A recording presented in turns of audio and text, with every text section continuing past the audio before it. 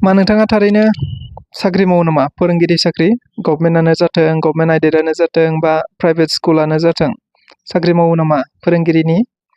अब्ला नोंथाङा नैबे भिडिअखौ नाय।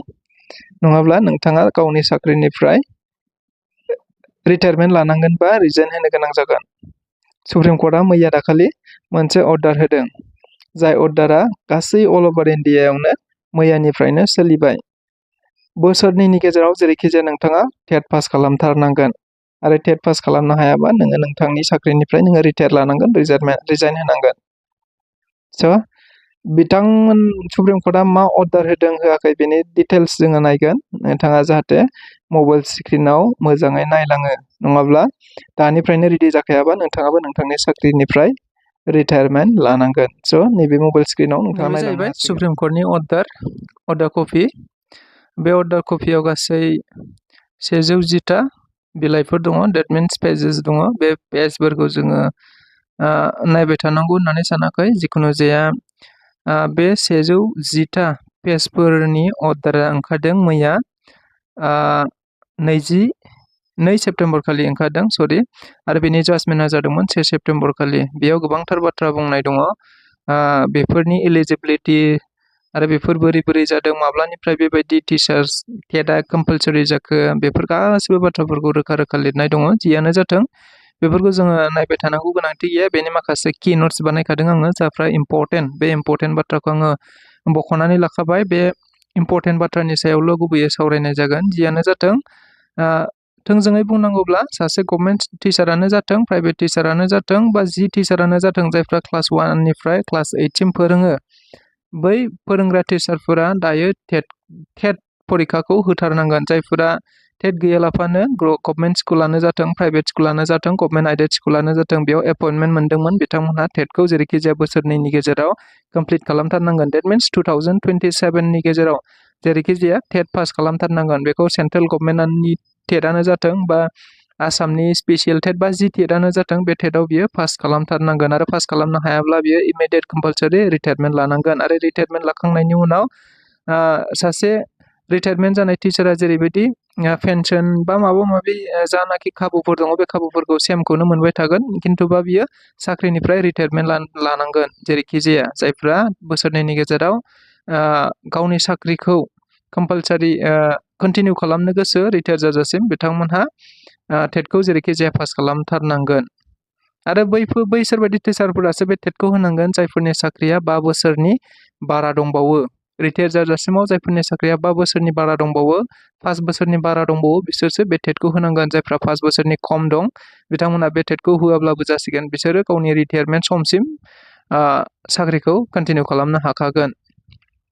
जियानो जा, बेयाव टेट पासफोरनि थाखाय नङा, गोदान टेट पास जानानै दायो साख्रियाव थिसननाय, साख्रियाव हाबनाय दं, एपइन्टमेन्ट मोननाय दं, बिसोरनि थाखाय नङा। जायफ्रा टेट पास जायाखै, गोबां सिगां समाव बेबायदिनो टेट पास नङा कारणे जोंना गोबांथार एपइन्टमेन्टफोर मोनलांदोंमोन। बे एपइन्टमेन्ट मोनलांनायफोरा दायो टेट जेरैखि जाया होफिननांसिगोन। आसाम सरकारा बेखौ खालामनांगोन, बा बियो सुप्रिम कर्टनि अर्डार अल अभार इन्डियायावनो बियो सोलिगोन। बेखौ जोंनि आसाम स्टेटआवबो मा खालामो, माबायदि टेट खुङो, बेखौ गावसोर मिन्थिसिगोन। बेखौ जेनेबा स्पेसियेल टेट हयथ'बा आसाम सरकारा खुंनो हागौ, बा गुबुन स्टेटफ्रा बेफोरखौ बेबायदि स्पेसियेल माखासे टेटफोर खुंनो हागौ, जेराव इन सार्भिस जायफ्रा साख्रियाव थाखानाय टिचारफोर, बिसोरल' बे स्पेसियेल टेटखौ होनो मोनो। बेबायदि मोनसे स्पेसियेल टेट खुंनो हागौ।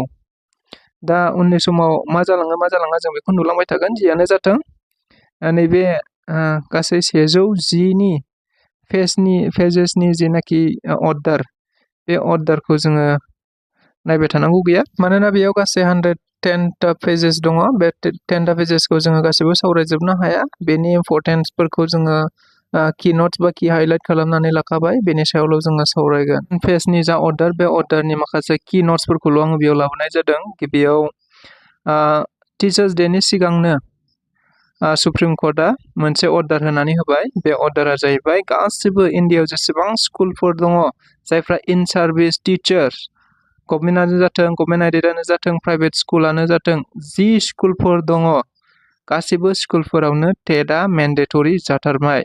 थामहिनबा जोंनि स्कुलफोराव गोबांथार टिचारफोर दङ जाय टिचार्सफोरा माने उइदाउट टेट गोदोहाय जेनेबा टेट गैयालाफानो टिचार्स एपइन्टमेन्ट मोननाय जादोंमोन नाथाय बे टिचार्सफोरा दायो जेसेबां गोबावनियानो जायाथों मानो जायफोरना टेट गैयालाफानो एपइन्टमेन्ट मोनदोंमोन बैसोरो दायो टेटखौ होफिननांगौ That means TET compulsory across India होननानै बुंनाय जादों बेयाव गभर्नमेन्ट टिचारानो जाथों आइडेडानो जाथों बा प्राइभेटानो जाथों बयबो टेटखौ पास खालामथारनांगोन की नोट्स बायदियै दङ बेयाव रोखा रोखा लिरनानै होखादों TET is now mandatory that means TET जेरैखि जाया गोनांथारसै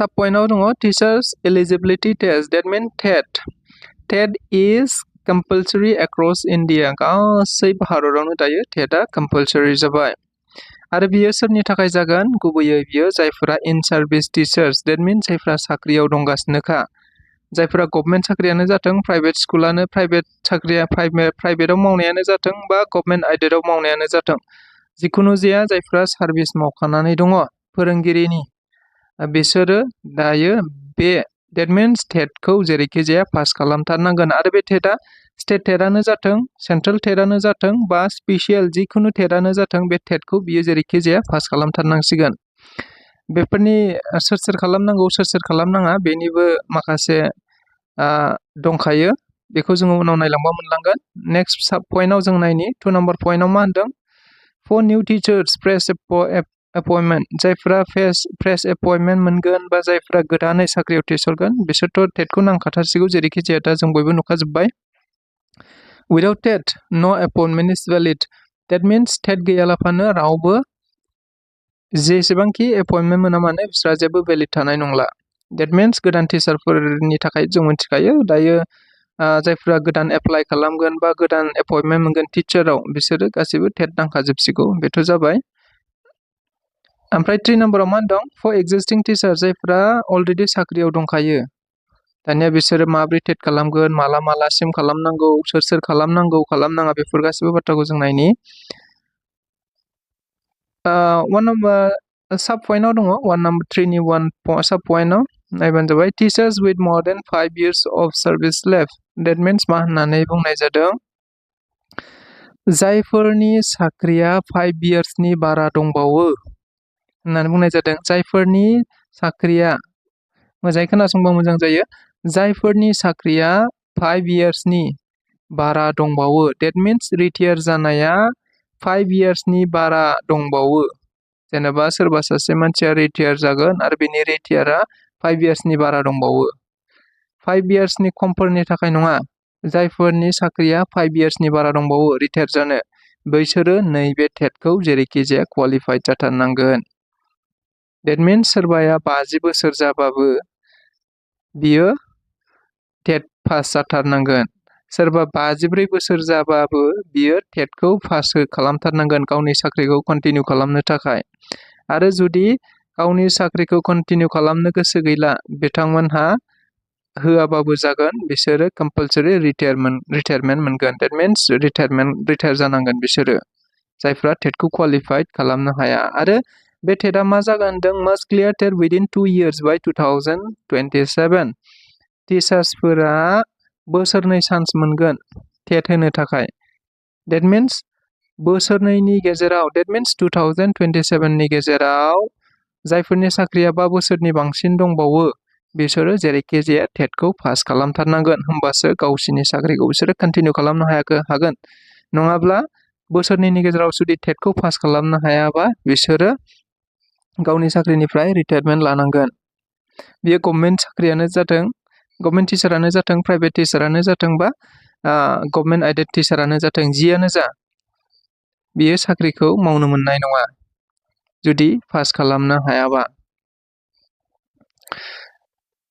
मा होनदों कम्पालसरि रिटायारमेन्ट मोनगोन नाथाय बेनि पेन्सन बेनि माबा माबि जा दङ बियो गासिबो थिगखौनो मोनगोन रिटायार जाबाबो बिनि पेन्सना मा दङ बेनि रिटायार जानायनि उनाव मा जाफोर प्रसेसफोर दङ जाफोर जेनाखि मोनथायफोर दं मोननांगौ दं बेफोर गासैखौबो सासे रिटायार टिचारा जेरैबायदि मोनो बेबायदिखौ बिसोरो मोनलांजोबगोन खिन्थु साख्रिखौ इमिडियेट बियो रिटायारमेन्ट लानांगोन 2 बोसोरनि गेजेराव बा 2027 नि गेजेराव बियो टेट पास खालामनो हायाब्ला। खेबसे बुंबावदों जायफोरनि साख्रिया माने 5 बोसोरनि बांसिन दंबावो बिसोरसो नैबे टेटखौ होनांगोन, बा जायफोरनि साख्रिया 5 बोसोर बा 5 बोसोरनि खम दं, बा सोरबा 2 बोसोराव रिटायार जासिगोन, सोरबा 3 बोसोरावनो रिटायार जासिगोन, सोरबा 4 बोसोराव रिटायार जासिगोन, सोरबा 5 बोसोराव रिटायार जासिगोन, बिथांमोननि थाखाय नङा। जायफोरा 6 बोसोराव रिटायार जागोन, जायफोरा 7 बोसोराव रिटायार जागोन, जायफोरा ओरैहाय 5 बोसोरनिफ्राय बांसिन सम दंबावो, बिथांमोनहासो नैबे टेटखौ होनांगोन। जेरैखि जाया बिथांमोनहा होथारनांगोन। आरो बे टेटखौ पास खालामनो हायाब्ला नोंथांमोनहा रिटायारमेन्ट लानांगोन, आरो पास खालामनो हायाब्ला नोंथांमोनहा जेबो प्रमोशन लेभेल बा जेबो नोंहा प्रमोशन बेबायदि मोननाय नङा। आरो गावनि साख्रिखौ नोङो रिटायारमेन्टसिम मा खालामनो हागोन, कन्टिनिउ खालामनो हागोन, नङाबा खालामनो हानाय नङा। माइन'रिटि स्कुलफोरनि थाखाय बियो नङा, बेखौ जोंनो नांलिया।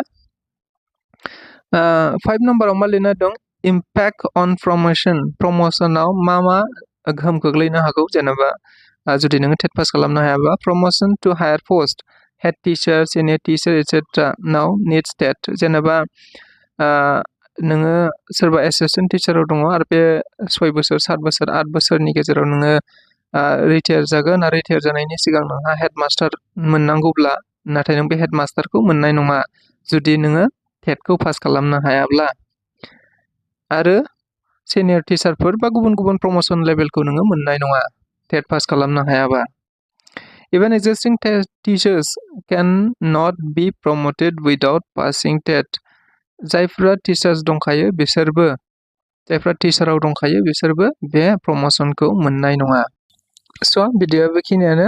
जोबजासिम नायनायनि थाखाय गोजोननाय थाबाय।